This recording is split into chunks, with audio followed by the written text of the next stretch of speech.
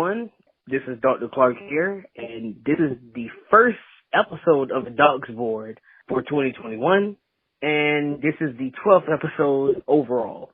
And I am here with a special guest, a very, very special guest. You will know him as the hip-hop historian, or King Scythe, or Mr. Derek Brown, or specifically Derek D.B. Brown.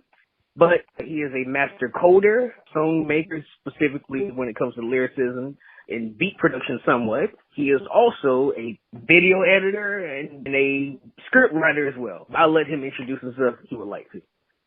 Hey everybody, what's going on? This is Derek Brown, a.k.a. King Scythe, a.k.a. the Grim Reaper, and I look forward to this. So, Mr. Brown, is this your first interview? I would probably say yeah. Okay. Because I know you've participated in our interviews before, so this will be the first time that you've been interviewed. So I'm great to have that pleasure.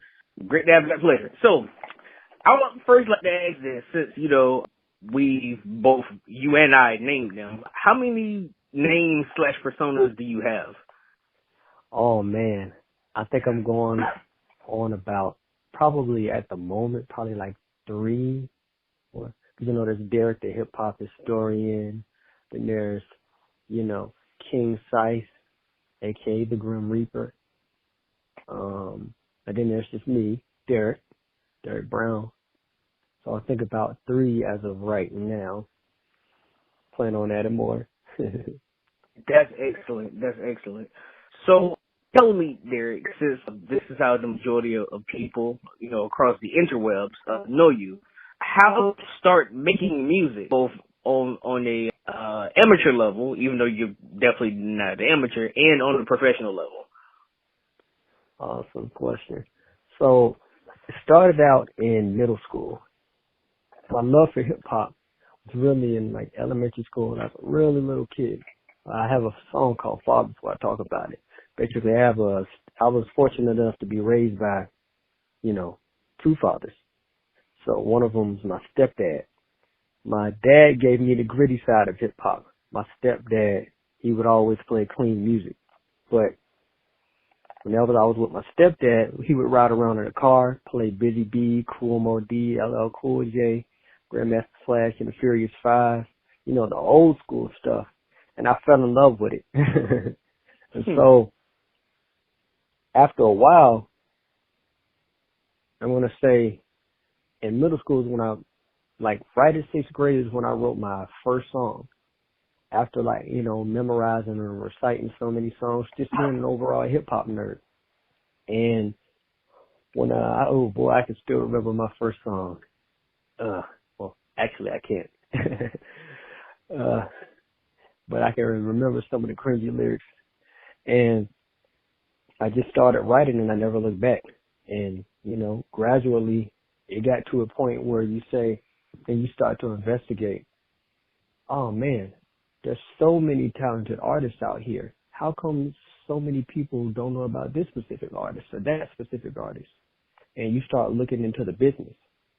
And you start looking into music business. And when you look into music business, just like entertainment, you realize the minefield that it is. And you want to be someone who protects yourself and know as much about the music business as possible. And that makes you, want to take it seriously. And, that's ultimately what drove me to want to do it professionally, just the love for it. And then afterwards, seeing what goes into it, the passion of it. Well, very well said, because I know personally how passionate you are about it, since I've seen and heard your projects before, because I know those who are listening, especially those who listened to them before, they can attest to that as well. So who would you say is your biggest influences in hip hop overall now? Gotcha. So I have a top 5 for me, like most influential, personally, that have personally influenced me. There's Eminem, of course. Then you have, basically his group that used to be signed to him is called Slaughterhouse. And 2 of the members in there are called King Crooked and Royce da 5'9". Those 2 in particular, Tech 9, is another big influence of mine. Busta Rhymes, and another underground MC called Pharaoh Monch. I take a lot of inspiration from them, and particularly mainly that's where I built like sort of like the foundation of like the technical part of what I do. And then I draw inspiration from like everything in hip hop and just music in general. You know, I try to absorb it all. That's excellent. But there's something that you said that I would harp up on. You said technical. Speaking of technical, and I named this earlier, you are a coder now, and you specifically learned coding at the alma mater you just graduated from, Savannah State University, one of the most notable HBCUs in the country, especially in the South and in the state of Georgia. So do you want to tell them about that? Yeah. So, man, if I could change anything, I wouldn't change going to Savannah State. I want to say that was one of my better decisions going on HBCU. I would recommend a lot of other black folks do it. But to start off with that, it kind of goes into like my origins of like my interest for tech. 'Cause it was never specifically coding that particularly interested me, you know, in the beginning. But like when I was a kid, I would just tinker around with devices, root things, amateur stuff. And after that and, experimenting and drifting off into learning about, PC build and like different PC parts, and then on a like more technical level what drives the tech, like from a physics perspective, electrical, all of that, I said, hey, I probably want to make this a major. I worked with a company that basically their job is to tell you, one of the products rather, literally tells you what job best fits you. And I definitely got that one. So I, apply to Savannah State. I go through the courses. And the thing I'll say about coding is it requires like a different kind of, some people don't think, but it is practice in general. It's something that you have to maintain. You don't just do it once and then learn it forever and you're good. You got to maintain it. That's excellent. Anything that you want to be great at, you have to be consistent at it. So I'm glad you made sure you pointed that out. But speaking of where you acquired your degree at, we actually, as you know, I interviewed one of your fellow members of the Word organization that you are a part of. Smiley K. We interviewed her early last year. Do you want to talk about Word and your experiences with that organization? Because I know you're still a part of it. Yeah. So I am alumni now for Word, but once a member, always a member.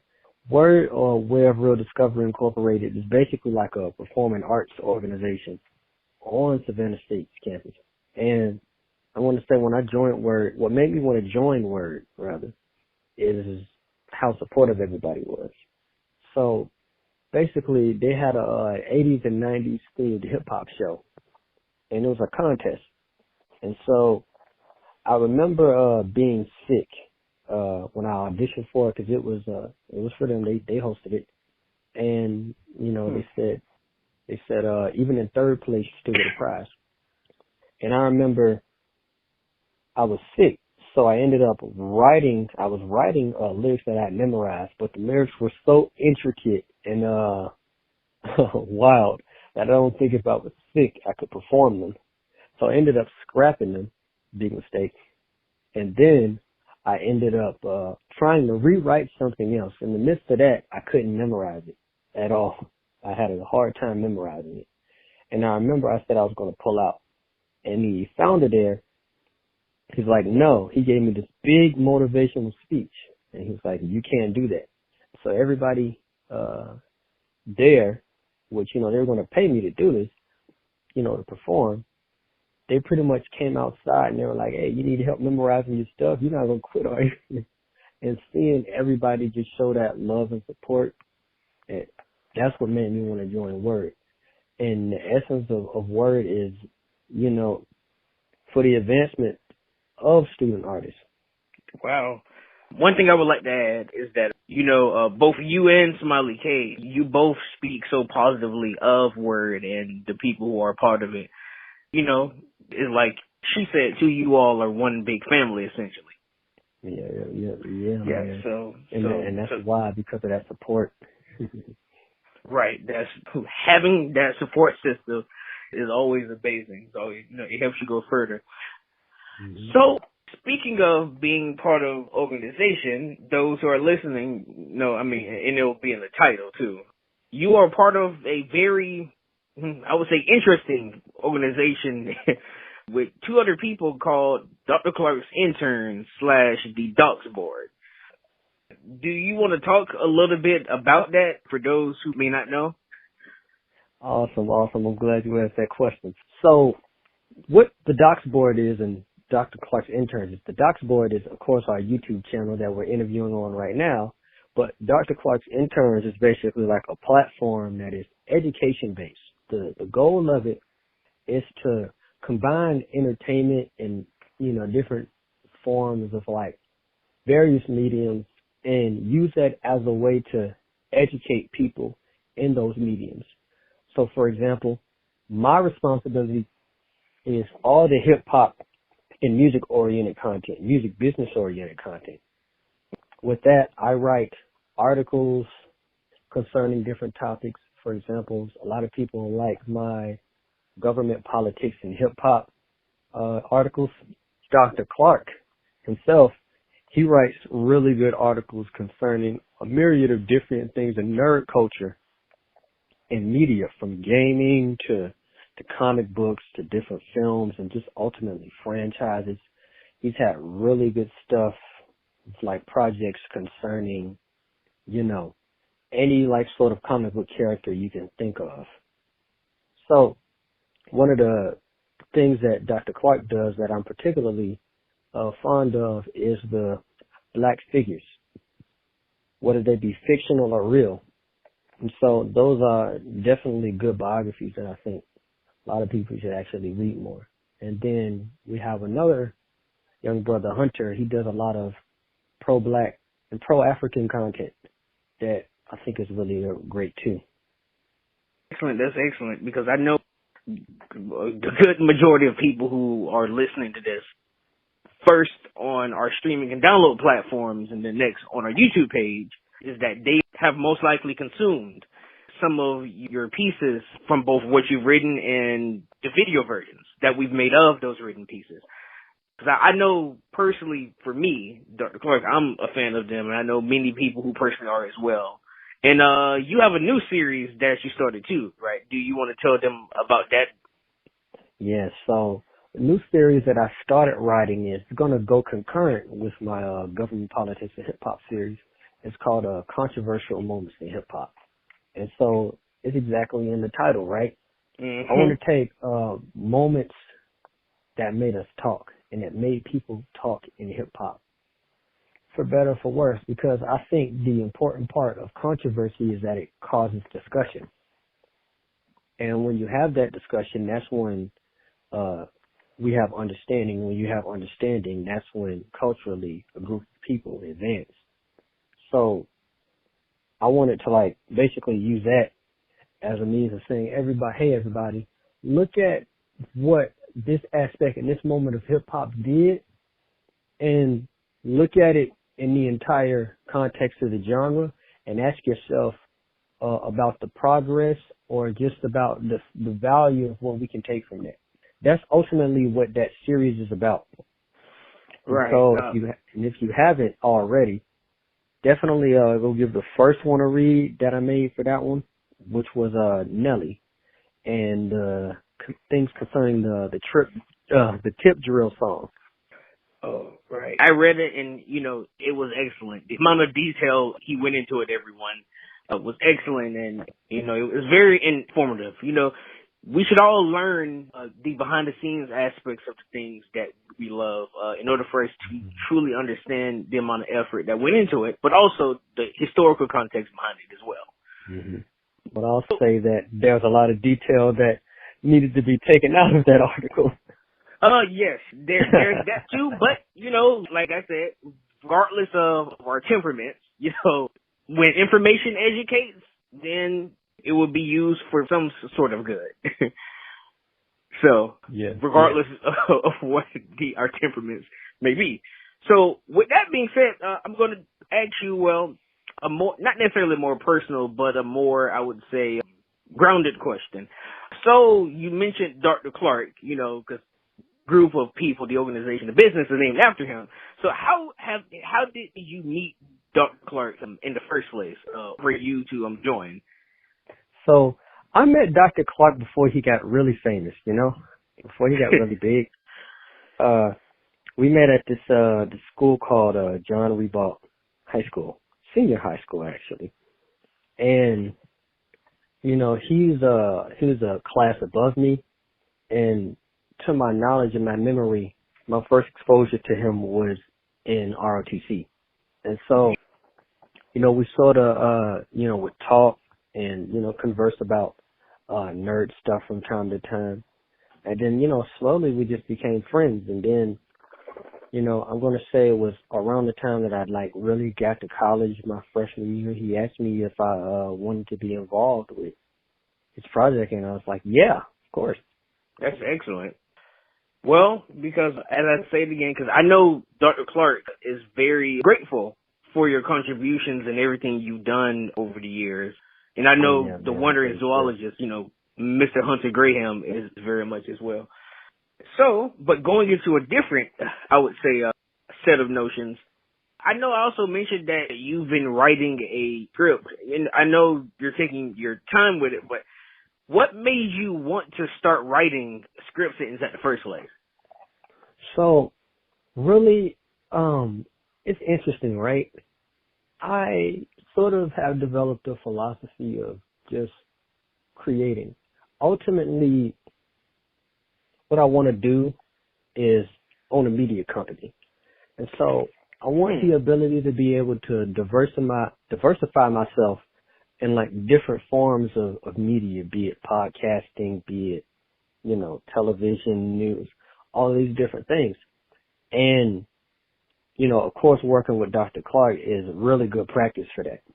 But with script writing, one of the things that happened was I was editing all of these videos for Dr. Clark and, looking at different aspects of stuff.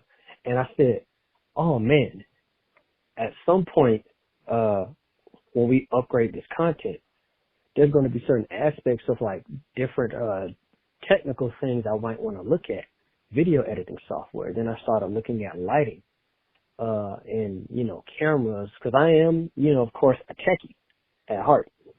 Mm-hmm. So I started looking at tech, and that drove me to look at the artistic side of, camera work. And I started, just having fun taking cameras, pictures of things with my phone, of course, editing it and trying to make it look all professional, amateur stuff. So what does that have to do with script writing? Basically, progressively, it evolved into looking at movies and basically looking at them from a really artistic, place of merit, and looking at that merit and actually, delving into these scripts made me want to say, oh, man, it would be really good to be involved in something like that. And I just started writing, just like I would write songs. That's excellent. Because, in the field of writing, be it when it comes to music or screenwriting, people may be able to switch back and forth like it's nothing, depending on what their polymetric acumen is for it. So that's excellent. But let's go back to a previous topic, if you wouldn't mind, specifically when it comes to coding. So, because I know you graduated at the end of last year with the degree, and so where would you be doing going into this year with your coding degree and your skill set with it, essentially? So with my computer science degree, I'll be headed to Dallas, and I'll be working for a company called Citibank. And a lot of people probably know Citibank because they are a corporation, big company, one of the largest banks, Citigroup itself, the company that owns, is over Citibank. And yeah, I'm going to be in a nice program that basically gives me exposure to different forms of tech in that area of the business. And so I could Wow. actually code, or I might actually be pretty hands off with the code. That's the thing that I think a lot of people actually don't realize about a computer science degree, which is one of the reasons why I chose it. Remember when I said I have a love for tech? And remember when I also said that, coding wasn't necessarily the thing that I was, into. Now I still do like to code. But with a computer science degree, there's so many other aspects of it that people don't consider. Is that computer science is it's a theoretical aspect to it in the code, but because technology is so needed, you can morph it with so many different other areas of business. So I can put it with whatever essentially interest I have, which is why that attracted me. And so with the program that I'll be doing, basically how it works is they give me the choice to do that, and they give me the room to do that. They give me exposure to 2 jobs in the span of 2 years, and I can either pick from one of those 2 jobs, or I can say, you know what, I think I'm a fit for something else. This isn't quite right. But something like that is a really good program for people who really want to have exposure to things they otherwise normally wouldn't be degree or certification qualified for out of the gate. But also if they're unsure about specifically what path they want to take, and they just want exposure, especially to a company that's just as big as Citibank. You could go through so many different areas of the business and still not see. You could work there for 30 years and only see 20% of the business. Some arbitrary number like that. From what you told me, what I know and the different research, to be a young black man from an HBCU, which is, again, you went to an amazing school, to have this upcoming job in this career, and like I said, to be at the age that you are, that is astonishing. Black men, especially young black men in tech, and black men who essentially work for banking businesses. That is amazing, and I'm proud of you. I know many of your listeners and supporters are proud of you as well. Thanks. So let me ask you this question. I know I've known from both what I've seen and what you've told me, growing up, you've gotten quite a lot of support from your family, especially, now, with your upcoming career and with both coding and your music and everything else in between. How would you say the support and love from your family, from your mother, both your fathers and your siblings and everyone else around you, how would you say that support has really helped you grow and helped you achieve your dreams and what you want to do in life so far? Oh man, I think that it's definitely helped a lot. My stepdad and my dad being really into hip hop, and my stepdad being a music lover, really helped. My mom, I remember when I first started rapping, she was really, enamored with the aspect of, she really liked that I had an outlet to express myself. And then when she first, there was the thing of, oh, you want to make this career. So the question was, how seriously were you going to take it? And when she saw that, she was all for it. And, it makes the difference for sure. That's excellent, because I know many people, sadly, may not have their parents there to support them wholeheartedly. So it always brings a smile to my face when I see someone's parents or anyone within their life put their best foot forward to support them. I think one of the better things too is, for example, this Christmas, my mom, she made me a hoodie with my name on it, with my rap name on it. So that was nice. and it's just symbolic of that. That's excellent. That is excellent.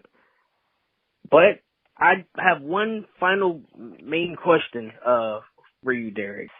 So, do you have any upcoming projects? Because before I finish the question, I know you've started a new podcast, a new solo podcast concerning hip hop, and I also know the ending of last year, around your graduation, you released a graduation music track. So, would you like to talk about those projects and any other upcoming projects you have in development? Yes. Awesome. So, as of right now, I am working on a short film. So that is really fun. I'd love to give more details on that, but stay tuned for that because when I get that going, that'll be very nice. And, of course, like you said, the podcast, the This Is an Experiment podcast is something that I do solo outside of the podcast stuff that we do at Dr. Clark's Interns. And with that, the goal of that is to just talk about the things that I'm passionate about, but inform people in the same way. So it's a broader focus into tech, hip hop and music business, and just, like some more professional oriented topics too. And, a few principles here and there. A few things to think about, some nuggets. So that's something that I'm working on bringing back pretty soon within the next couple of weeks. As far as music, I did just release the graduation song, as you said, and I have some singles coming up very, very soon. And this year I have a lot of singles that I've written, and I have one project that I plan to release either next month or the month after. So a lot of music for sure. A lot of music for sure. That's great. Well, I know, just like I am, many of our listeners and viewers are going to be very excited to consume those pieces of auditory media that you're releasing. So, with that being said, Mr. Brown, do you have any last words, any questions for me, questions for the viewers, anything you would like to say? Basically, any last statements or questions? Yes. I actually did have some questions for you. So, all right. I guess the main question that I wanted to ask is, I wanted to say this. You work very hard, as someone who, or Dr. Clark works very hard, I should say. And knowing, how hard Dr. Clark works, how does, what is Dr. Clark's philosophy when it comes to the work he puts in and how he integrates that within his life? What is the philosophy that guides him behind that? Well, outside of the reasons why I did it, which a lot of the personal reasons why you and Hunter know, I always see it from a perspective of whatever you dedicate your life to and why you do it is going to be the lasting impression, not just to those around you, but yourself. When you're able to make your last conscious thought, you don't want for your regret to be that you didn't do what you wanted or that you didn't do what your calling was and that you didn't work as hard as you was for what you wanted to achieve. I'm a person that I always try to compartmentalize things and look at things from a tacticianary standpoint, even my emotions. That's why a few people may say that I have great emotional control, intolerance, is because I see it from a tacticianary standpoint. And knowing how I am, I don't want to be the person doubting myself when I'm on my deathbed one day, saying that I didn't try something or that I didn't put my best foot forward to do everything I needed to do to be successful at it. But that also stems from a perspective of I've never really been burnt out with anything I've done, especially with this business. Is because, Dr. Clark, I always see it as you can only be burnt out with something if your mindset about it remains stagnant. Which mine has never had. There's always been different things I want to do, different things that I put to the side. I've always only worked on things either not necessarily at my leisure, but I've always had a different mindset with how I worked on every project, no matter how similar it is. And that's the problem. People usually get burnt out when they do it for either the wrong reasons or they don't truly understand why they wanted to start it in the first place. So that's my philosophy, is that make sure you handle things from a tacticianary standpoint. It is great to do things willy-nilly, but that won't take you far every single time. I hope that answers your question. Yeah, it did. It definitely answered my question. Okay, but do you have any more questions, any more statements? So I wanted to basically say, thank you as always. And I really, like I said, I really appreciate it that you considered me for this interview. And I look forward to, continuing to work with you, man. Of course. It was an honor for you to let me interview, especially it being your first interview. Hey, maybe one day you may interview me. Maybe that may be soon for those who listen. But anyway, I'm grateful again that you allowed for me to interview you. And since that is all, everyone, thank you for listening. This will be on our download and streaming platforms first, and then on our YouTube page soon after. King Scythe, where can everyone follow you at and look at escapades throughout your life and in your different ventures? Awesome. So you can follow me on Instagram at King Scythe, KINGSCYTHE. On Twitter, it's that except instead of an I, it's a 1. I'm also on Clubhouse too, with King Scythe as my handle. And yeah, check out my podcast. This is an experiment podcast under the same artist name, and my artist name, King Scythe, is also on multiple streaming platforms: Tidal, Spotify, Apple Music, YouTube, all that fun stuff. Wow, that's excellent. And as always, everyone, all of his social media or all of it that we can fit in the description will be in the description on the YouTube version of this. And I'm going to try to see if I could put it on the different bios and descriptions of the different streaming and download platforms. But if that will be all, everyone, thank you for listening. You will see another interview hopefully soon after this, a few weeks maybe.